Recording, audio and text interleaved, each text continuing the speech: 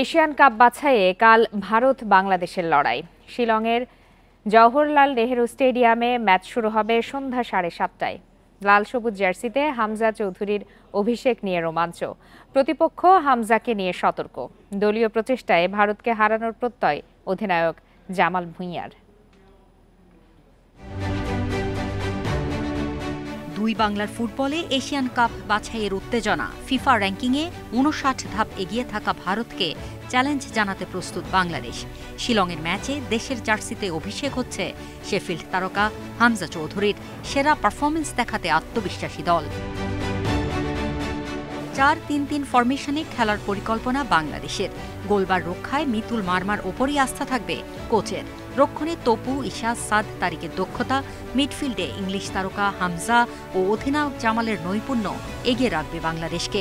মোরসালিন হৃদয়, সোহেল রানারা তো পরীক্ষিত।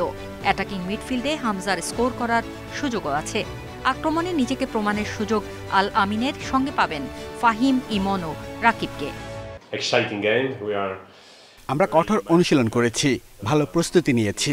আমরা আত্মবিশ্বাসী, দুর্দান্ত লড়াই হবে আশা করি। 24 days already, which is our camp, honestly. প্রেশারটা আছে, প্রত্যেক ম্যাচ প্রেশার আছে, কিন্তু এই ম্যাচ আর একটু ফোকাস আছে, কারণ এটা ইন্ডিয়া, এটা আপনারা জানেন কি হয়েছে লাস্ট এক বছর না।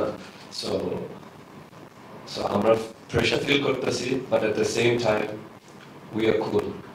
এশিয়ান কাপ বাছাইয়ে দুর্দান্ত শুরুর লক্ষ্য ভারতেরও। হামজাকে টক্কর দিতে অবসর ভেঙে ফিরেছেন ভারতের ইতিহাসে সবচেয়ে বড় ফুটবলার সুনীল ছেত্রী।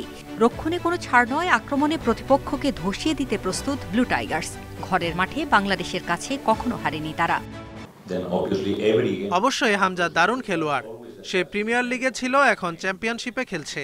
তার মতো কাউকে জাতীয় দলে পাওয়া এশিয়ান ফুটবলের জন্য ইতিবাচক। তবে দলের সঙ্গে এক সপ্তাহের কম অনুশীলন করে সে কতটা প্রভাব ফেলবে সেটা অনিশ্চিত। এখনো পর্যন্ত 31 বার মুখোমুখি হয়েছে দুদল।